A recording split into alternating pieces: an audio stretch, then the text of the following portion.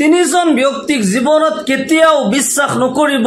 এই তিনিজন মানুহ ইমানেই ডেঞ্জাৰ হয়, ইমানেই খাতাৰনাক হয়, যাক নেকি বিশ্বাস কৰিলে আপোনাৰ জীৱন বৰবাদ হৈ যাব, আপুনি ধ্বংস হৈ যাব। মোৰ প্ৰিয় দিনী ভাই বন্ধুসকল, মোৰ অতি শ্ৰদ্ধাৰ মা আৰু ভনীসকল, এই তিনিজন ব্যক্তি কোন হয় আজি মই চিনাকি কৰাই দিম। আপুনি যিমান পাৰে এই তিনিজন ব্যক্তিৰ পৰা বাচি থকাৰ চেষ্টা কৰিব, সেয়াই আপোনাৰ কাৰণে কল্যাণ হয়। মোৰ প্ৰিয় দিনী ভাই বন্ধুসকল, আল্লাহ তাআলাই মানৱ জাতিক সকলো জীৱতকৈ শ্ৰেষ্ঠ মৰ্যাদা দান কৰিছে। মানুহক আশ্ৰফুল মখলুকাত হিচাপে সৃষ্টি কৰিছে। সকলো মানুহ মিলা প্ৰীতিৰে জীৱন যাপন কৰিব লাগে। এজন মানুহে আনজন মানুহক ঘৃণ কৰিব নালাগে, ঠাট্টা কৰিব নালাগে, ইজন সিজনৰ লগত দুশ্মনী কৰিব নালাগে। কিছুমান মানুহ আমাৰ সমাজত এনেকুৱা আছে যাৰ পৰা আমি আঁতৰি থকাটোৱে আমাৰ কাৰণে কল্যাণ হয়। মোৰ প্ৰিয় দিনী ভাই বন্ধুসকল, কথাখিনি বহুত গুৰুত্ব সহকাৰে শুনিব। যি তিনিজন ব্যক্তিৰ পৰা আমি সকলোৱে গোটেই জীৱন বাচি থকাটো জৰুৰী হয়, যাৰ পৰা আঁতৰি থকাটোৱে আমাৰ কাৰণে কল্যাণময় হয়, আমাৰ সমাজৰ কাৰণে কল্যাণময় হয়। তাৰে এক নম্বৰ হৈছে যিজন চুৰ কৰে। চুৰক আপুনি কেতিয়াও বিশ্বাস নকৰিব, চুৰৰ লগত কেতিয়াও বন্ধুত্ব নকৰিব, চুৰক কেতিয়াও আপুনি চল নিদিব। চুৰে যদি কয় মই আগতে চুৰ কৰিছিলো, আজিকালি চুৰ নকৰো, মই ভাল হৈ গৈছো, মিছা কথা। তাৰ স্বভাৱ কেতিয়াও চেঞ্জ নহয়। এক চুৰ বেচাৰা, তেওঁ গোটেই জীৱন চুৰ কৰিছে, চুৰ কৰি কৰি ল'ৰা ছোৱালীক পঢ়াইছে। ল'ৰা ছোৱালী যেতিয়া চাকৰি বাকৰি হৈছে, ল'ৰা ছোৱালী ডাঙৰ হৈছে, তেতিয়া বাপেকক আৰু ঘৰৰ পৰা ওলাবলৈ নিদিয়ে, কাৰণ তাৰ স্বভাৱেই বেয়া। য'তেই যায় চুৰ কৰে, ঘৰৰ পৰা ওলাবলৈ নিদিয়ে। এতিয়া বেচাৰা কৰিব কি? তাৰ মনত এনি টাইম আহিয়ে থাকে কেনেকৈ মই চুৰ কৰো। যদিও এতিয়া টকা পইচাৰ কোনো অভাৱ নাই, কিন্তু তাৰ মনে সদায় বিচাৰে কেনেকৈ মই চুৰ কৰো। ঘৰৰ পৰা যেতিয়া ক'তো ওলাবলৈ নিদিয়ে। এদিনাখন তেওঁৰ ছোৱালীৰ বিয়া হ'ল। ছোৱালীৰ বিয়া হওঁতে বাপেকটো জোৱায়েকৰ ঘৰত যাবই। তেওঁলোকৰ ঘৰৰ পৰা যিবোৰ মাল চামান দিছিল, জোৱায়েকৰ ঘৰত যাওঁতে পিছদিনা কিছুমান ভাল ভাল বস্তু, কাঁহ পিতলৰ কাঁহী বাতি কিছুমান টোকোলা ভৰাই তেওঁ লৈ আহি আছে। ঘৰত যেতিয়া আহি পালে, ঘৰৰ মানুহে সুধিলে এইবোৰ ক'ৰ পৰা আনিছা? বোলে নকবি, মোৰ মনটোই মানা নাই, ইমান ভাল ভাল বস্তু মোৰ আগত দেখিছো, মোৰ মনটোই মানা নাই, সেইকাৰণে মই বস্তাত ভৰাই লৈ আহিছো। ঘৰৰ গোটেই মানুহে গালি পাৰি আছে, ক'ৰ পৰা চুৰ কৰি আনিছা? নিজৰ ছোৱালীৰ ঘৰৰ পৰা বস্তু চুৰ কৰি লৈ আহিছা। এইখিনি বস্তুটো আমিয়ে কিনি দিছো। নিজৰ জোৱায়েকৰ ঘৰৰ পৰা, নিজৰ ছোৱালীৰ ঘৰৰ পৰা কোনোবাই চুৰ কৰে নেকি? গোটেই মানুহে যেতিয়া গালি পাৰিছে, তেতিয়া মানুহজনে কান্দিছে আৰু কৈছে যে মই আচলতে চুৰ কৰিব বিচৰা নাই, আমিয়ে দিয়া বস্তু এইখিনি মই জানো, কিন্তু মোৰ মনটোৱে মানা নাই।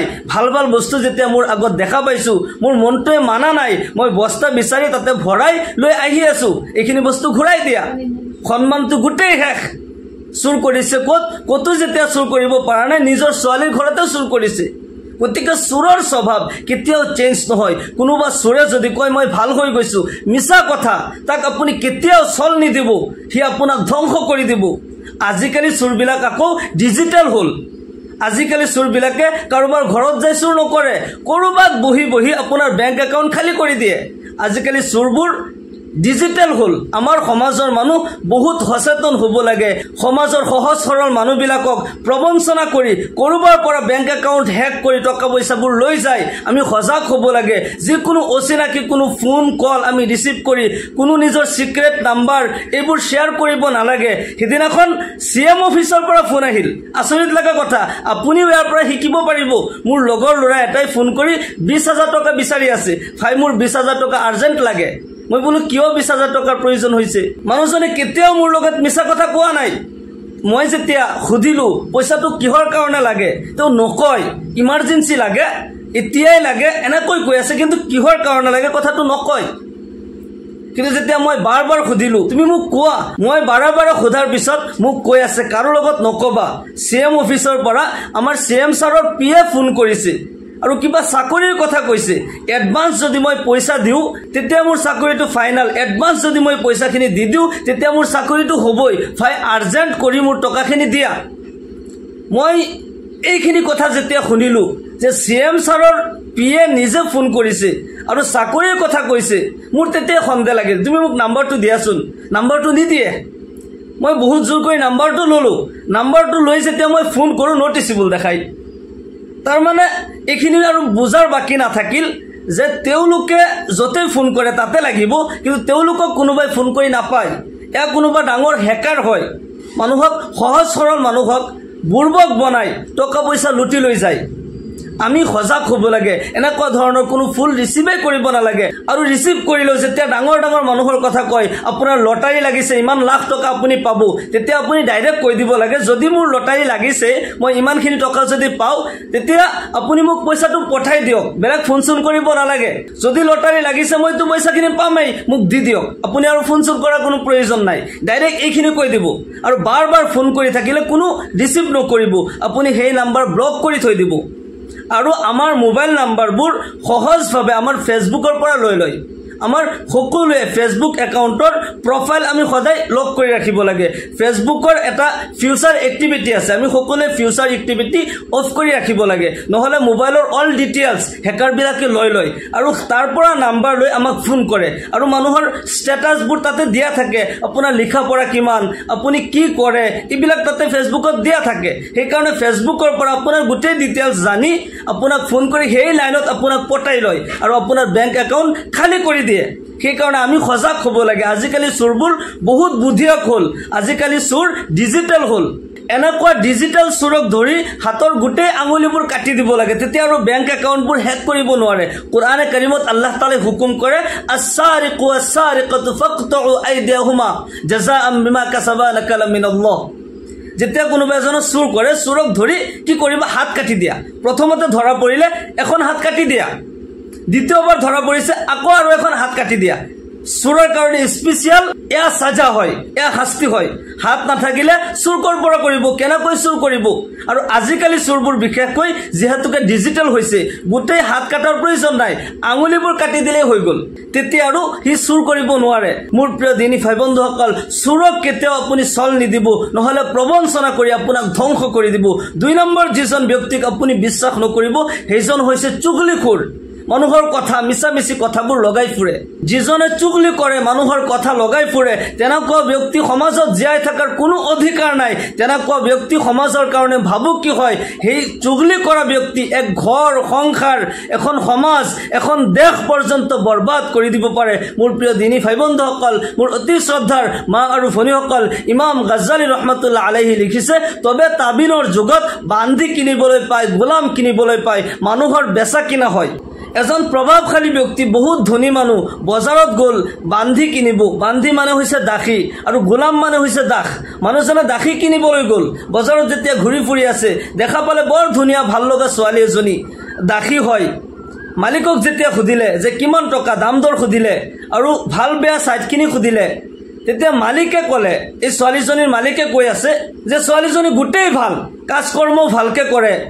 আৰু কথাও মানে কিন্তু এটা স্বভাৱ বেয়া হয় যে তেও চুগলি কৰে কথা লগাই মিছামিছি কথা লগাই ফুৰে যিজনে কিনিব তেও দেখিলে বহুত ভাল লগা সুস্থপুষ্ট হৈ কাজ কৰ্ম ভালকে কৰিব মই কিনি লও চুগলিহে কৰে অন্য কোনো বেয়া কামটো নকৰে গতিকে কিনি লও তেও যেতিয়া কিনি লৈ আহিল আৰু ঘৰত আহি ধুনিয়াকে বুজালে যে মই তোমাক কোনো বস্তুৰ অভাৱ নকৰো তুমি যি খাব বিচাৰা তোমাক খুৱাম যি পিন্ধিব বিচাৰা তোমাক পিন্ধাম কিন্তু তুমি কেতিয়াও চুগলি নকৰিবা ধুনিয়াকে বুজাই ঘৰত ৰাখিছে বান্ধিয়ে এই দাসী গৰাকী কাজ কৰ্ম কৰি আছে আৰামত খাই আছে কিছুদিন ভালে থাকিল কিছুদিন এনেকৈ ভালে ভালে পাৰ হোৱাৰ পিছত তাৰ মনত চুগলিৰ ফুল ফুটিল মানুহৰ স্বভাৱটো কেতিয়াও চেঞ্জ নহয় আগতে চুগলি কৰিছিল বহুত মানুহ আছিল ইজনৰ কথা হিজনৰ লগত মিছামিছি লগাইছিল ডন কাজিয়া লগাইছিল এতিয়া এইফালে এই মালিকৰ ঘৰত বেলেগ কোনো মানুহ নাই অকল মালিক আৰু মালিকেনী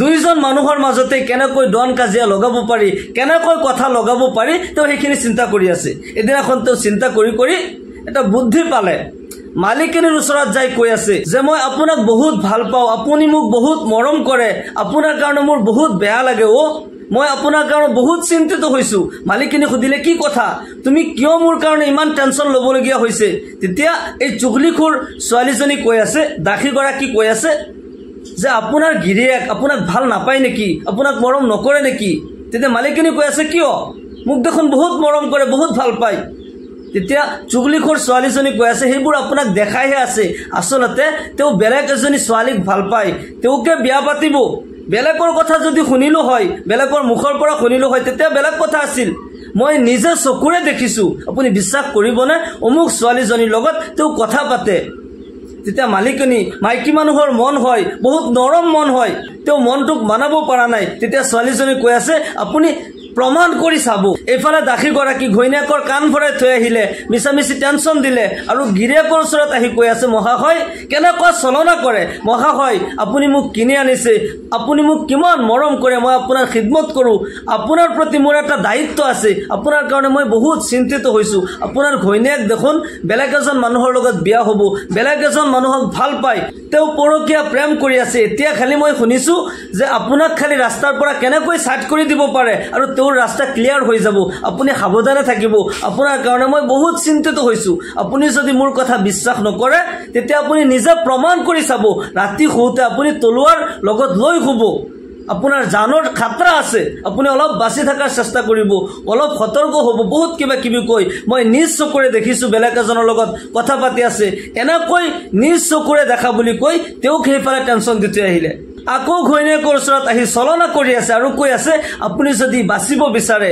আপুনি যদি বিচাৰে যে আপোনাৰ স্বামী আপোনাৰে থাকক গোটেই জীৱন আপোনাৰ বাধ্য হৈ থাকক তেতিয়া মোৰ এটা পৰামৰ্শ হয় যে অমুক ঠাইত এজন কবিৰাজ আছে তেওঁ তাবিজ দিয়ে যদি আপুনি তেওঁ দিয়া তাবিজটো লয় আপোনাৰ স্বামী গোটেই জীৱন আপোনাৰ বাধ্য হৈ থাকিব আপুনি অমুক ঠাইত যাবলৈ হ'লে আগতে আপোনাৰ স্বামীৰ মূৰৰ পৰা 3ডাল চুলি আপুনি লৈ ল'ব লাগিব তেতিয়া ঘৈণীয়েকে কৈ আছে মই চুলি কেনেকৈ ল'ম বোলে মূৰৰ পৰা আপুনি কাটি লৈ ল'ব যেতিয়া টোপনি যায় এনেতো আপুনি নোৱাৰে কিন্তু যেতিয়া টোপনি যায় তেতিয়া আপুনি মূৰৰ পৰা চুলি 3ডাল কাটি ল'ব আৰু এই 3ডাল চুলি যদি নি দিব পাৰে তেতিয়া তেওঁ এটা তাবিজ বনাই দিব আপোনাৰ স্বামী আপোনাৰ বাধ্য হৈ থাকিব চাব কেনেকুৱা ধৰণৰ চলনা কৰি কেনেকৈ প্ৰবঞ্চনা কৰি তেওঁলোকৰ মাজত দন কাজিয়া লগাই আছে এতিয়া দুয়োজনৰ মনত টেনচন ইজনে সিজনক ভয় কৰি আছে ইমান মৰম মহব্বতৰ ফেমিলি স্বামী স্ত্ৰী ইজনে সিজনক নোহোৱাকৈ থাকিব নোৱাৰে এতিয়া ইজনে সিজনক ভয় কৰা হৈছে কোনোবাই জানৰ টেনচন কৰি আছে কোনোবাই আকৌ হেৰুৱাৰ ভয় কৰি আছে স্বামী যেতিয়া ৰাতি শুইছে বিছনাত লগতে তলোৱাৰ গাৰুৰ তলত তলোৱাৰ লৈ তেওঁ শুইছে তেওঁৰ জানৰ টেনচন তেওঁৰ টোপনি অহা নাই টোপনিৰ বেকচন কৰি তেওঁ নাক বজাই আছে স্ত্ৰীয়ে ভাবিলে যে এতিয়া কিজানি টোপনি গৈছে তেওঁ টোপনি যোৱা নাই কাৰণ চুলি কাটিব লাগিব চুলি কাটি নিলেহে তাবিজ আনিব পাৰিব এফালে স্বামী নাক বজাই আছে তেওঁ টোপনি যোৱা নাই স্ত্ৰীয়ে যেতিয়া দেখিলে স্বামী টোপনি গৈছে চুৰি লৈ আহিল আৰু চুৰি লৈ আহি লাহে লাহে লাহে লাহে স্বামীৰ ফালে যেতিয়া আগবাঢ়ি যায় স্বামীয়ে লাহেকৈ চকু খুলি দেখা পালে চুৰি লৈ আহি আছে মোক তুমি মাৰ্ডাৰ কৰিবা লগে লগে গাৰুৰ তলৰ পৰা তলোৱাৰ ওলাই স্ত্ৰীক কতল কৰি দিলে আল্লাহু আকবাৰ কিমান ডাঙৰ অঘটন হৈ গ'ল পিছদিনা যেতিয়া শহুৰ ঘৰৰ মানুহে গম পালে জোৱাই আমাৰ ছোৱালী মাৰি পেলাইছে শহুৰ ঘৰৰ মানুহে আহি জোৱাইকক কতল কৰি দিলে তেওঁলোকে যেতিয়া বেলেগ গাঁৱৰ পৰা আহি এইখন গাঁৱত মাৰ্ডাৰ কৰিলে এইখন গাঁৱৰ মানুহ সেইখন গাঁৱৰ মানুহৰ লগত দন কাজিয়া হ'ল তেজৰ নৈ বৈ গ'ল নাউজুবিল্লাহ কিমান ডাঙৰ অঘটন হৈ গ'ল কিহৰ কাৰণে সেই চুগলিখোৰ ছোৱালীজনীৰ কাৰণে সেই চুগলিখোৰ মহিলাৰ কাৰণে সেইকাৰণে যেতিয়া কোনোবাই আপোনাৰ ওচৰত মিছামিছি কথা লগাই আছে আপুনি সেইজনক বিশ্বাস কৰিব নালাগে কাৰণ আপুনি এটা কথা মনত ৰাখিব যেতিয়া আপোনাৰ ওচৰত কাৰোবাৰ বদনাম আহি কৈ আছে মিছামিছি কথা কৈ আছে সেইজন ব্যক্তিয়ে যে নেক্সট দিন আপোনাৰ কথা কাৰোবাৰ লগত নলগাব তাৰ কোনো গ্যাৰান্টি নাই গতিকে এনেকুৱা ধৰণৰ মানুহক কেতিয়াও চান্স দিব নালাগে তেনেকুৱা ধৰণৰ মানুহক কেতিয়াও সুবিধা দিব নালাগে তেওঁলোকে সল কৰি কৰি আপোনাৰ পৰা কথা লৈ কাৰোবাৰ লগত লগাব কাৰোবাৰ পৰা কথা লৈ আপোনাৰ লগত লগাব এনেকুৱা ধৰণৰ মানুহক কেতিয়াও বিশ্বাস কৰিব নালাগে এনেকুৱা ধৰণৰ প্ৰবঞ্চনামূলক এনেকুৱা ধৰণৰ চুগলিখোৰ মানুহক যদি বিশ্বাস কৰে আপুনি নিজে ধ্বংস হ'ব নিজৰ ফেমিলি ধ্বংস হৈ যাব আমাৰ এই সমাজ মোৰ প্ৰিয় দিনী ভাই বন্ধুসকল এনেকুৱা ব্যক্তিৰ পৰা আমি সদায় বাচি থকাটোৱে আমাৰ কাৰণে কল্যাণময় হয় 3 নম্বৰত যিজন ব্যক্তিৰ পৰা আপুনি বাচি থাকিব লাগিব সেইজন ব্যক্তি হৈছে মিথ্যাবাদী যিজনে কথাই কথাই ফাঁকি দিয়ে মিছা কথা কয় তেনেকুৱা ব্যক্তিক কেতিয়াও বিশ্বাস নকৰিব যদি কোনো এজন মিথ্যাবাদীয়ে কয় যে মই ভাল হৈ গৈছো মই এতিয়া মিছা কথা নকওঁ তাক বিশ্বাস নকৰিব তাৰ সেই কথাটো মিছা কথা হয় হি ভাল হোৱা নাই কাৰণ হি মিথ্যাক নিজৰ জীৱনৰ আটাইতকৈ ডাঙৰ হাতিয়াৰ বনাই লৈছে মিথ্যা হৈছে আটাইতকৈ ডাঙৰ পাপ আল্লাহৰ নবী জনাবে মুহাম্মদুৰ ৰাসূলুল্লাহ সাল্লাল্লাহু আলাইহি ওয়াসাল্লামে কয় আলাইকুম বিসিদক ফাইন্না সিদকা ইয়াহদি ইলাল বির ওয়া ইন্নাল বিররা ইয়াহদি ইলাল জান্নাহ তোমালোকে সত্যক লাজিম ভাবে লৈ লোৱা সত্যক নিজৰ জীৱনৰ লিবাস বনাই লোৱা সত্যৰ ওপৰত প্ৰতিষ্ঠিত হৈ থাকা। তুমি যেতিয়া সত্য কবা, সত্যই তোমাক পুণ্যৰ ৰাস্তা দেখায় আৰু পুণ্যই তোমাক জান্নাতৰ ৰাস্তা দেখায়। কোনো ব্যক্তি যেতিয়া সদায় সত্য কথা কয়, সত্যৰ ওপৰত প্ৰতিষ্ঠিত হৈ থাকে, সেইজন ব্যক্তিৰ নাম আল্লাহ ৰব্বুল আলামিনৰ লিষ্টত সিদ্দিক বুলি লিখি দিয়া হয়, সত্যবাদী বুলি লিখি দিয়া হয়। আল্লাহৰ নবী সাল্লাল্লাহু আলাইহি ওয়াসাল্লামে কয়, ওয়া ইয়্যাকুমুল কিযব ফাইন্নাল কিযবা ইয়াহদি ইলাল ফুজুৰ ওয়া ইন্নাল ফুজুৰা ইয়াহদি ইলান নাৰ। তোমালোকে মিথ্যাৰ পৰা বাচি থাকা, কিয়নো মিথ্যাই তোমাক পাপৰ ৰাস্তালৈ লৈ যায় আৰু পাপে তোমাক নৰকলৈ লৈ যায়। আৰু এজন মানুহ যেতিয়া এনি টাইম মিছা কথা কৈ থাকে, মিছাৰ ওপৰত জীয়াই থাকে, মিথ্যাক জীৱনৰ আটাইতকৈ ডাঙৰ হাতিয়াৰ বনাই লয়, সেইজন ব্যক্তিৰ নাম আল্লাহ ৰব্বুল আলামিনৰ ওচৰত মিথ্যাবাদী বুলি লিখি দিয়া হয়। সেইকাৰণে মিছা কথা কেতিয়াও ক'ব নালাগে। মিথ্যা সকলো পাপ কামৰ মাক হয়। মানুহ যেতিয়া মিছা কথা বেছি বেছি কয়, তেনেকুৱা ব্যক্তিক কেতিয়াও আপুনি চল নিদিব, তেনেকুৱা ব্যক্তিক কেতিয়াও বিশ্বাস নকৰিব। তেনেকুৱা ব্যক্তিক যদি বিশ্বাস কৰে, তেতিয়া আপুনি ধ্বংসত পৰিব, আপোনাৰ জীৱন বৰবাদ হৈ যাব। তেনেকুৱা ব্যক্তিৰ পৰা, এই তিনিজন ব্যক্তিৰ পৰা যিমানে আপুনি মই বাচি থাকিম, আমাৰ সমাজ বাচি থাকিব। আল্লাহ ৰব্বুল আলামিন আমাক সকলোকে এই তিনিটা পাপৰ পৰা আমাক বাচি থকাৰ তৌফিক দান কৰক আৰু এই তিনিজন ব্যক্তিক আল্লাহ ৰব্বুল আলামিন হিদায়াত দান কৰক। সকলোকে আল্লাহুম্মা আমিন ওয়া আখিৰু দাওয়ানা আনিল হামদুলিল্লাহি ৰাব্বিল আলামিন। আসসালামু আলাইকুম ওয়া ৰাহমাতুল্লাহি ওয়া বাৰাকাতুহু।